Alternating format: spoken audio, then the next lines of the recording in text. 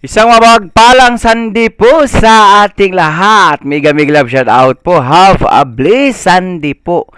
Sa linggong ito, may dala pong good vibes si Yormes Comoreno dyan sa may District 2, mga kois, mga gayas, no?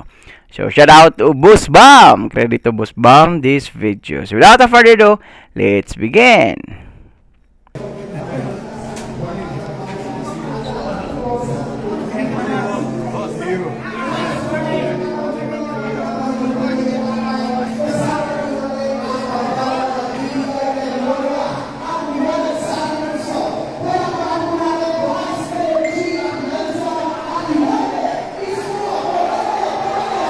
Ayan.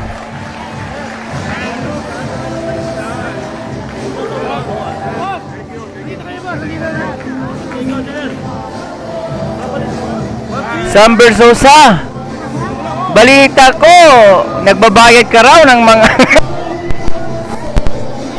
tapos, kunwaring, ang in-interview ay talagang supporters mo talaga. Pero nagtataka pagpipirma, nagpapasalamat. Ano yan?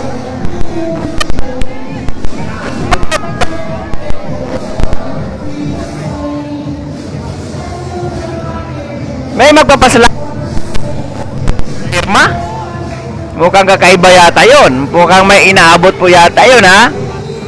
Sam Bersosa, mukhang mapakita ka muna ng pagmamahal sa mga Manilinyo bago mo malampasan, mahigitan, maungusan si Yormes Comoreno. Hindi yung ayuda. Nako, hindi mo maluloko mga Manilinyo, Sam Bersosa, ha? Diyan tayo, magpakatotoo po tayo sa taong bayan. Kasi ang sigaw ng taong bayan, Yormes Comoreno, hindi po Sam Bersosa.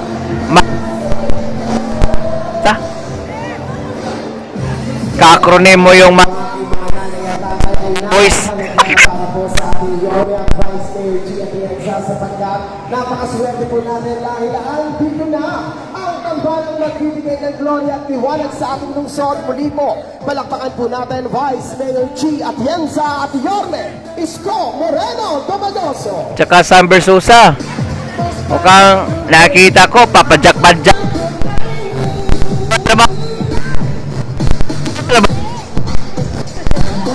Huwag mong gayahin.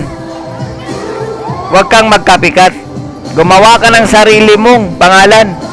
Di yung gagayahin mo kung ano yung kasikatan ng ibang tao, kung paano minahal si Yorme ng taong bayan. Igagawin mo rin. Tarantado, loko ka ba?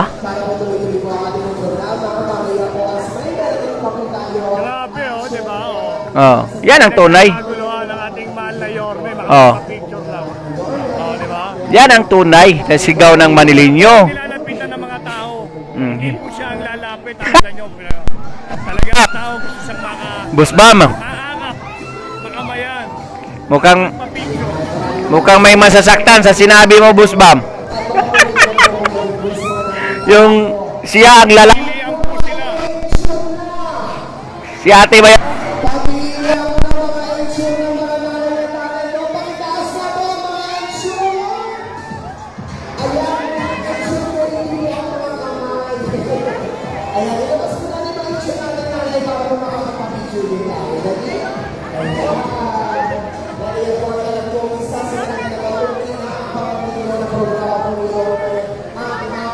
Yan ang Yormes ko namin.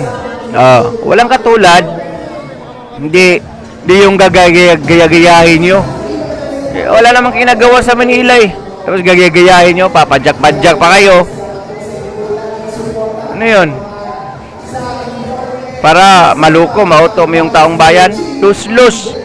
Tambalus-lus, hindi mo mauto yung taong bayan. SB, Sam Bersosa. Malas mo, kapangalan mo yung malas sa Pinas, si Silver Voice TV. Malas ng Pinas yun eh.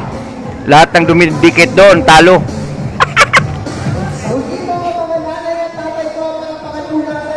Vice Mayor G. Atienza at Yorme Isko Moreno Yan po, sa may District 2 po yan sila. District 2. To.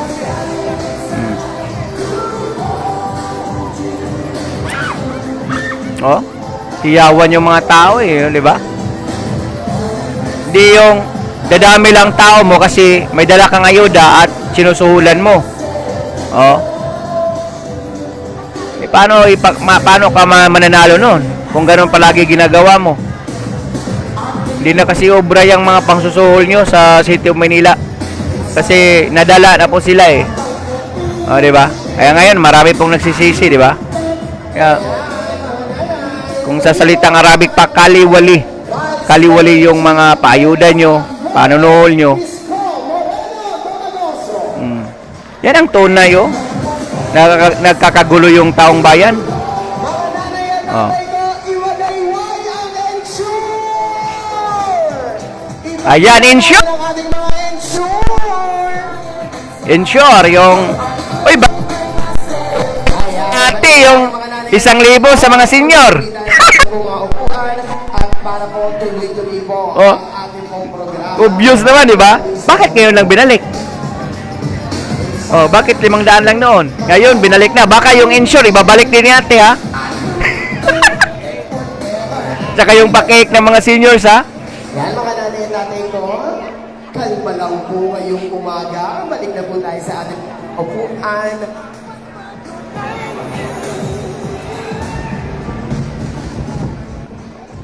Yan, balik na po tayo mga nanay. Huwag na kayong mag-alala, mga lolo't lola.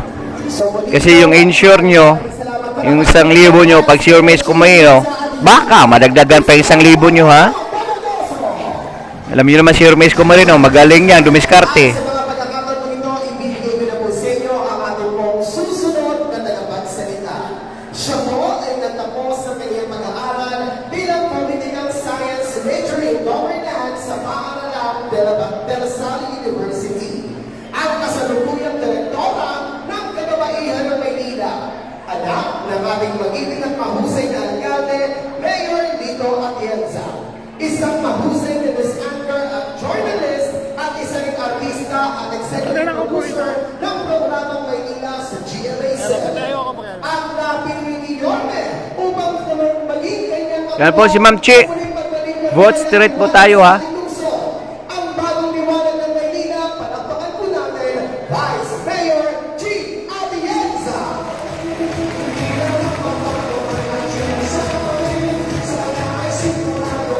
Hello po sa inyo lahat! Opo! Hello! Hello! Magandang umaga po sa inyo lahat. Ako po si Chia Atienza, ang punsong anak ng dating Kutingger Lito Atienza. Ako rin po ang direktora ng Kababaihan ng Maynila, isang organisasyon na pinuna ako mga magulang 40 years ago. Papasok ko po dito ang dami ko nakita kasama ng kababaihan. Alam niyo, tinatang ko po ito, hindi ko pa po iniisip na pumasok sa mundo ng politika.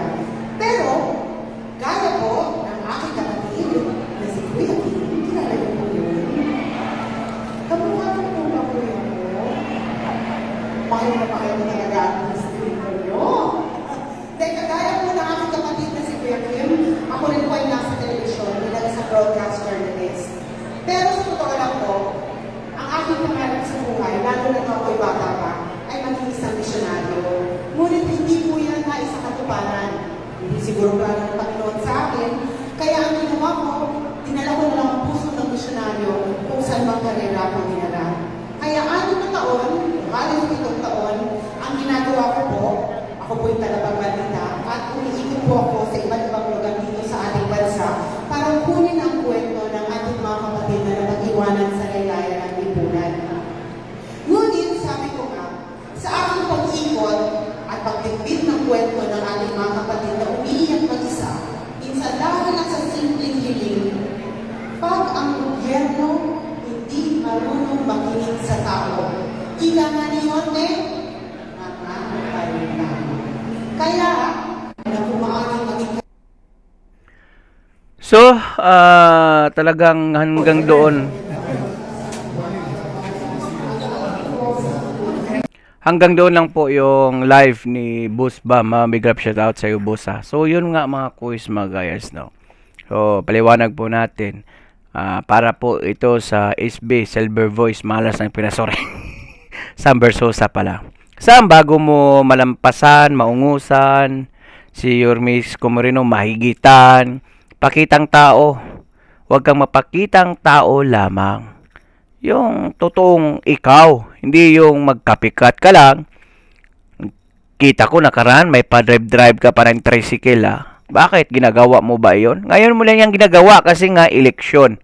O, di ba? Di ba dadami lang naman ang tao pag may dala kang ayuda o may suhol ka, di ba? O, aminin mo na. O, di ba? Tapos kung sasabihin mo pa nga nag-away-away si Yorme at saka si Ate, parang may alam ka talaga. Isa, magpakatotoo ka para mahalin ka ng taong bayan, hindi yung sisiraan mo. Sisiraan mo si Yorme Moreno na alam naman po namin kung ano pong dahilan na kung bakit babalik si Yorme Moreno. Kaya may nakita pa tayong mga vloggers mo na talagang pinipili o sinusuhulan po yung mga ini-interview. Saan ka makakita ng ini-interview tapos pag pirma kung walang binigay, bakit magpapasalamat? O di ba? Ikaw nga, interviewin ka ng isang vlogger, o bakit ka magpapasalamat kung wala namang pinitik o binigay sa'yo? Lukuhan. Talagang tinarantaduhan yung mga galawan nyo kaya hindi po kayo matatanggap ng mga Manilenyo dahil sa mga ginagawa nyong mga katulunggisan na yan o di ba? Panunuhol, o di ba? So paano kayo? Paano magtitiwala yung mga taong bayan sa inyong mga Manilenyo? Kaya kumain ka muna siguro ng maraming bigas bago mo mahigitan, malampasan si Yorme Moreno, magpakita ka muna ng sarili mong gawa. Hindi yung mga gawa ni Yorme Moreno, ginagaya mo rin, copycat. Di ba? Isang kulay lang kayo, kay Ate siguro Kaya mayos ka. Gawin mo yung nakasanayan mo, hindi yung manggagaya-gaya ka ng tao tapos maninira ka pa ng tao. Sunday na Sunday ngayon pinapa-high blood mo ako Okay, hanggang dito lang po siguro kasi magpapacheck up ako ngayon sa ospital. May glove shoutout po sa ating lahat. So for now, I'm gone. Manila, God first, God bless all peace. Bye-bye.